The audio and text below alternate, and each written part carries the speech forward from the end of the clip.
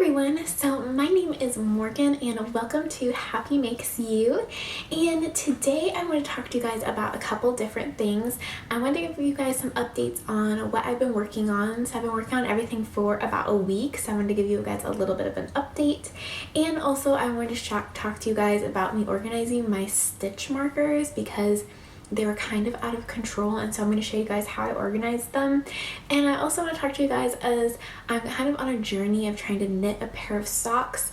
I have not been very successful in the past, so I wanted to share with you guys what I'm doing different. So let's get started. The first thing I'm going to talk to you guys about is the projects that I have finished up the past week. So I finished one thing this past week, and it is the block, one of the blocks for my knitted blanket, the one I talked to you guys about last week. I finished it up. This is what it looks like. So I'm really happy.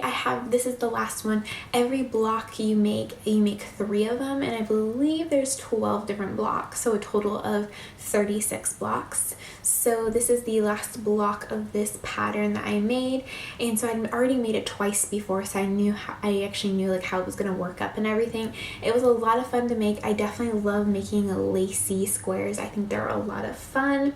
So I was really excited to be able to finish this up and start my next one. And I think I decided that I'm really bad about sitting down and working on this blanket. So I think what I might do is I might set aside Sundays as my work on my knitted blanket day and just really focus on making the blocks or sewing the blocks together, doing it on Sundays, and that's just kind of my day to work on it, and then the rest of the week work on other projects that I'm really excited about. But I did finish one thing this week, so I am proud of myself on that. So all I have to do is block it, and I don't think I have any of the squares yet to be able to sew this up with another block yet, but I'll just block it and then set it aside, and then whenever I'm ready to use it, I'll pull it out and sew it to the other blocks. But I did start the next one. So this is the only thing I finished, but I still want to show you guys. I still want to show you guys what it looked like and everything. Since I showed you guys last week, I was in the middle of it. But I started the next one. So this block is going to be a seed stitch heart. And I've already made it once before, but it's been a really long time since I made it, so I'm kind of excited to make it. And it's out of the green color, so I just started it literally like just 30 minutes ago. I started it, and I only have 2 rows done, but I think it's gonna be really pretty. And then the next one, I'm really excited about the next block because there's a little bit of changing colors, so that one I'm really looking forward to. So I just have to get through this block before I do the next block, which is one of my favorite blocks to make. But yeah, so I'm just getting started. There's really not a lot to show on this one, but I am excited about it. It's kind of nice to start a different block because it just makes me feel a little bit more engaged with it because it's a different stitch pattern and everything like that. And I really enjoy doing the seed stitch, and I think it's so cute that it makes a little heart the way the pattern calls for. It's just really adorable. I can't wait to show you guys. Okay, and then I talked to you guys last week about the Perfectionist trap shawl, and I'm still working on it. I have not gotten too far on it, so I think it looks pretty much the same as it did last week. So this is where I'm at on it, and I think 1 2 3 4 5 6 this is halfway on it, so I am halfway making it, and I still have quite a bit of yarn left for being halfway. I mean, I know the longer it gets, the more yarn it's gonna take, but I mean, it's kind of impressive that I still have this much left and I'm halfway on it. So I am excited about that. Oh, there's a hair. And I think it's going to look really pretty whenever it's done. So I want to finish it in the month of November so I can wear it during Christmas because this color just reminds me of Christmas. I noticed editing my video last week that it's showing up really turquoise. It's actually more of an emerald green. It's not a light turquoise color. It's more of a deep kind of a foresty emerald green. So I don't know why it's not translating on camera very well, but it really does look that way in in person. It just looks on camera more turquoise. I'm actually having a really hard time even taking pictures of it because it's showing up like a turquoise color rather than a deep dark green shade. I don't know why that is. I don't know if it's just because maybe it has a turquoise blue base and that's why it's showing up and like the light is picking up on that, but it's definitely more darker in person than how it shows up on camera. So I'm probably gonna work on this week, so hopefully I can get farther on it and maybe even get into my second skein of yarn. Okay, so this project, I don't think I showed you guys how far I was on it last week, but I'm working on my second sleeve for, I think it's the Simple Light or the Lightweight Raglan sweater by Purl Soho, and I'm on the second sleeve, which is really fun. I just changed circular needles, which is going to make it go way faster than using double pointed needles. And I'm about halfway on this sleeve, and then once I'm done with the sleeve, I'll start the body, which I'm really excited about because, I don't know, whenever I work on sleeves on other sweaters, the sleeves is just my least favorite part. I mean, I guess I'm glad I'm getting them done now than later on, but still, I just feel like they're taking a long time to get them done. But I think I'll actually be able to finish up this sleeve this week, and then hopefully in my next video I'll be showing you guys the body and what the body looks like. But I am beginning to notice that it's starting to color pool a little bit, like I talked in my last video about this yarn color pooling. I'm noticing doing kind of the same thing again, which I wanted to happen so then the sleeves match and they look similar instead of like one is color pooled and the other one isn't. So even though I don't really love the idea of it color pooling, at least the sleeves are going to match. But I do like how it's turning out. It still is really pretty and I do like it, so I am excited about it. And I think it's actually working up faster than the last sleeve because I know what to expect this time, and I know when keeping track of my rows, I'm actually like, oh yeah, I remember being at this point, and kind of helps it go by faster, I think. I don't know, maybe it's just because it just feels like it's going faster because it's my second time doing it too. But I am enjoying it, and it's actually not using as much yarn as I thought it was going to use. I mean, I still have this much yarn left, and I'm halfway on the second sleeve. So I guess maybe I could have used 3 hanks instead of using 4 hanks, which is what I'm going to end up doing. But that's okay, you live and you learn type thing. I mean, I'll just probably have an extra skein left over, which I may give away just because I don't really see myself making something else out of this yarn, because I feel like once you make something out of the yarn, it's really hard for me to use that yarn again because all I envision is this in a sweater. I'll have a hard time making like a hat or something out of it because I won't really want a hat to match my sweater. Or maybe I will, who knows. I do think the yarn is pretty, but I don't know, we'll just kind of see. And then the last project I am working on is my sock that I talked to you guys about. I did have to rip it out, which was really sad, but I did cast it back on, and this is how far I am on it. So I did finish the toe, and now I'm on the foot, and I'm actually about to start the next color on my skein, which is a really beautiful kind of dirty lavender shade, I would say. So it's kind of this shade right here, the second shade. I think it does that color, and then I think it does go to, oh, the dark purple again. And then I'll go to the magenta. So I am enjoying making the sock. I think it's a lot of fun. I do kind of like working on small circulars. I just think I have really small hands, and so it doesn't cramp my hands at all. I know a lot of people say like it's really uncomfortable because you have to hold your hands a certain way, but I don't really find that with me, and I don't know if it's just because I'm a fan of having the little circular. I don't mind double pointed, but I don't love double pointed. And I've learned from doing the toe, I really do not like magic loop. I'm not a huge fan of magic loop. It kind of irritates me a little bit, and I just think maybe it's because I haven't done it a lot. So I'm hoping my opinion of it will change whenever I start doing this more, because I do want to make a pair of socks a month. I'm just a little behind. I mean, this is going to be my October/November pair, and then I hope to make a pair in December. So hopefully I'll just grow to love magic loop is what I'm hoping is going to come out of this.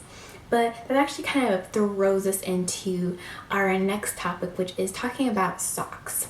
So I have knitted This is my third time trying to knit a pair of socks. My biggest struggle with socks is my gauge. I am a really loose knitter. I don't know if it's just because I'm so relaxed when I knit or what. I am also a loose crocheter, so maybe I'm just a very relaxed person whenever it comes to crafting or something. I don't know, but I always have to go down to needle size. That is just assumed for me. I always just go down to needle size no matter what I'm working on. Even in crochet, I will go down to hook size because I just know I'm a super loose crocheter, and also with knitting, I'm a super loose knitter. So the first pair of socks, I remember I did knit in high school, and I only knitted one, and I don't have that with me. I threw it away because I wear a size 6.5, 7 women's shoes in the US, and this sock fit my dad's foot. So it was way too big. I don't know what happened, but it just did not work out very well, and I was super upset and really disappointed. I don't think I've even made a second sock or anything. I think I made one. I was super devastated and just didn't even pick it up again. Then I think it was about 3 or 4 years ago, I decided to try again, and I do have that sock with me. And this is how it turned out. So I did not do toe up. I did, I worked it from the cuff down, and then I used I think called the Kitchener stitch to close up the toe, and actually mine doesn't look that bad. I mean, I thought it was going to actually look a lot worse, but I think I actually did a pretty good job of closing it up, but it still turned out pretty loose looking. And then this yarn is the Patons sock yarn, and it's like 75% wool, and there is nylon in this, but it still is quite loose.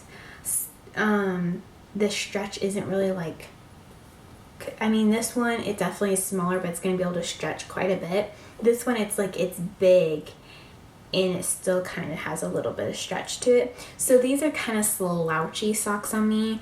I am not going to make the other one. I just kind of use this as my, I guess, my gauge on how big not to make my sock, because it is pretty big, but I am still really proud of it because I did finish a sock, and even though it is a little bit big, it looks pretty good as like my second complete sock. The only thing I think that maybe I did wrong was the foot's kind of small looking, and I think my mom, she makes a lot of socks, and I think she says they're supposed to be even, like the leg and your foot is supposed to be like the same length if you're gonna make the leg part longer. In mine, my foot ends up to be a little bit of a stubby foot, I guess you could say. And I don't know if it's because I have small feet, and so I just decide like, oh, I want it to be smaller. Or if I don't know, or if I'm measuring my foot wrong. I don't know, but this is kind of what I'm going by. So we are hoping that this is going to turn out perfect, and then I will know exactly how many stitches I need to cast on to fit my foot. And I'm also using size 1 needles. I believe I use size 3 needles on this one, which is also why it looks so big. And I feel like the yarn looks bigger, but I know it's a size 1 yarn, so I don't know what's going on there.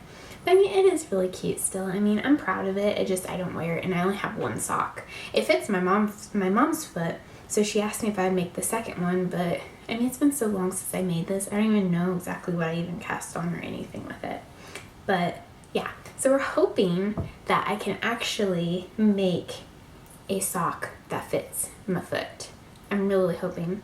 So definitely let me know in the comments below. Have you had a struggle with socks at all, or is it just me? I know it's not actually making the sock that I struggle with.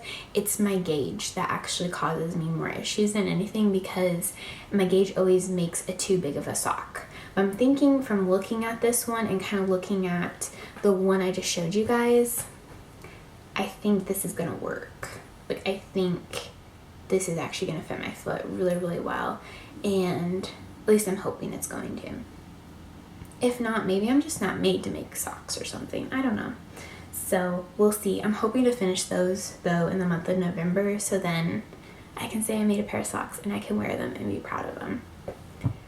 Okay, so the next thing I want to talk to you guys about is stitch markers. So whenever I went to DFW Fiber Fest, my number one goal was to find stitch markers because I wanted some fun stitch markers. So I obviously, if you guys have watched my DFW haul, you have seen a little bit of what I got there and what the stitch markers look like.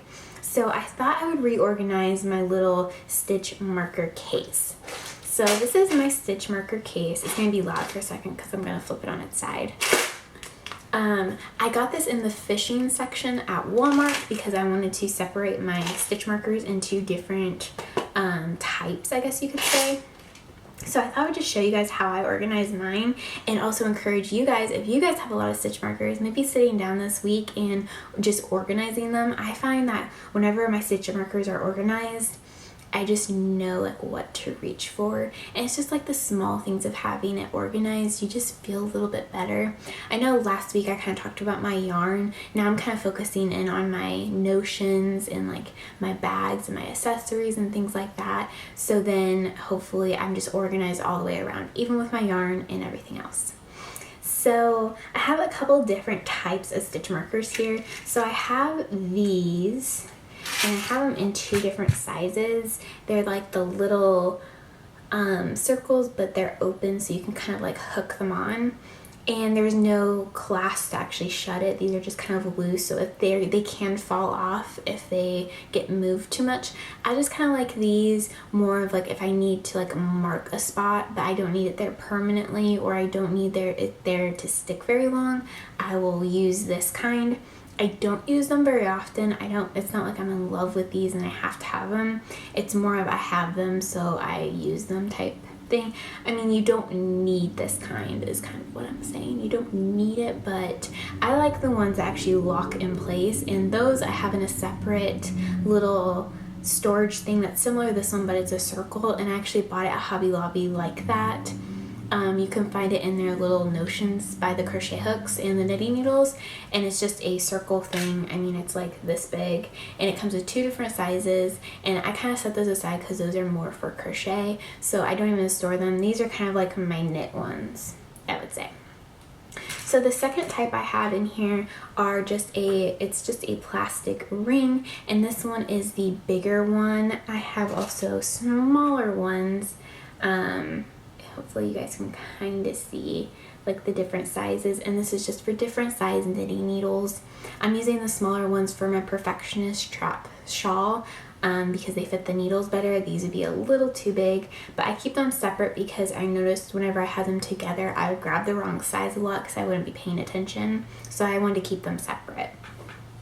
And then I also have now, I did not realize it, but I got these in one of my kits that I got at Fiber Fest, and it came with these little gold ones, so this is for even smaller ones, so I could actually use these for socks and that would be really cute. So that's probably what I'll use these for, or smaller needles.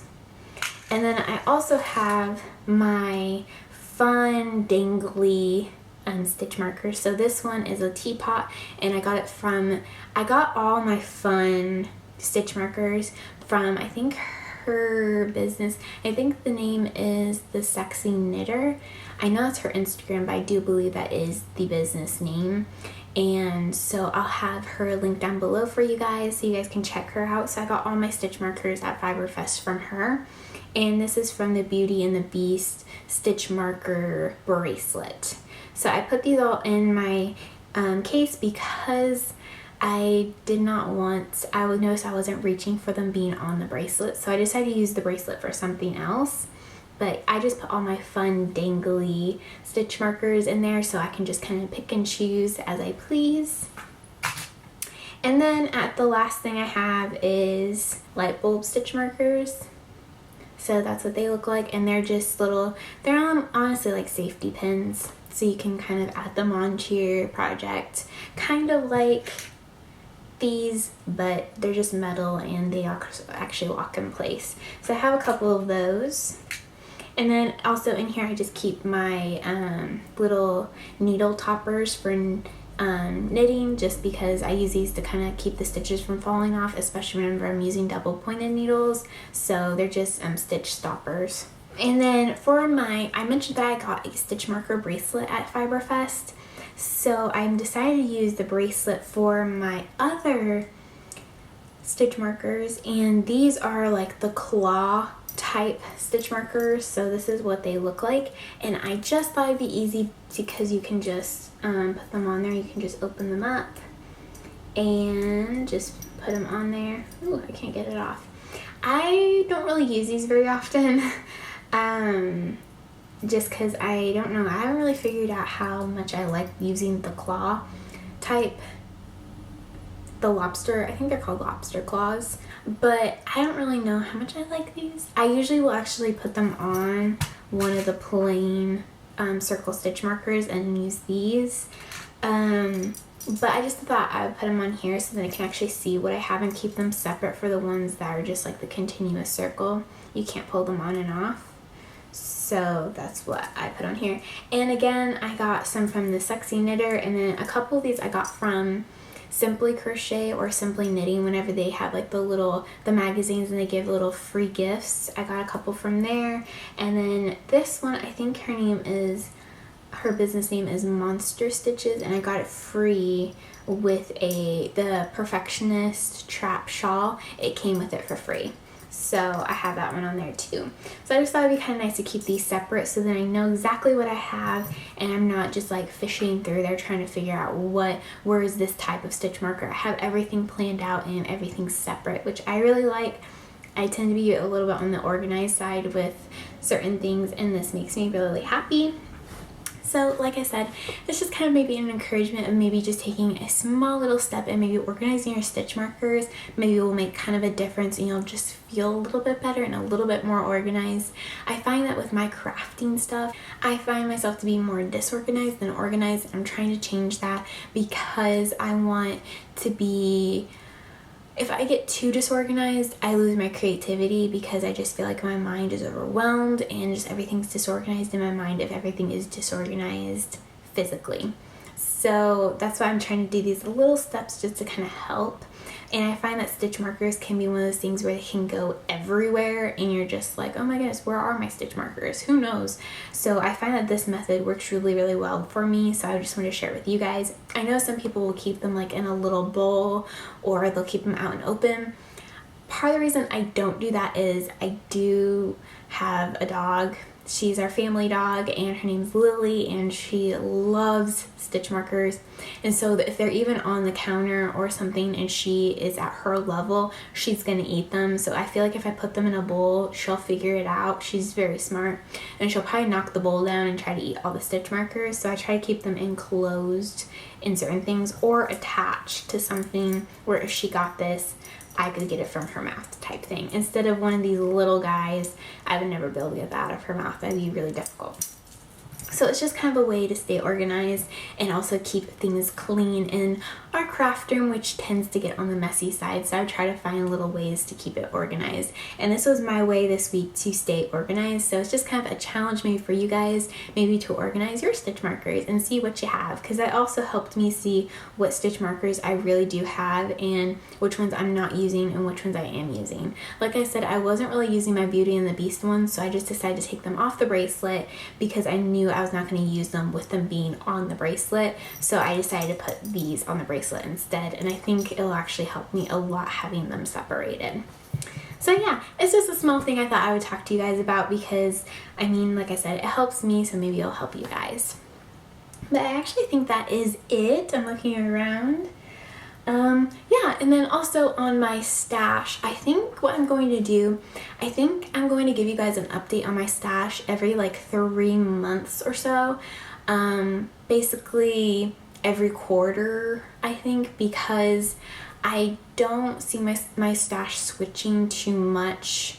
So I think by me doing it every couple months, like every 3 months, it'll kind of be, I'll just do like a whole video on it to kind of give you guys an update on it because it's at the end of October and I think I only got 2 skeins gone from my stash, so I thought, I might just update you guys at the end of December and tell you guys what's going on, and then it'll be kind of a longer segment and not just a quick little 1-minute thing every week or something like that. So I think that's what I'm going to do for my stash.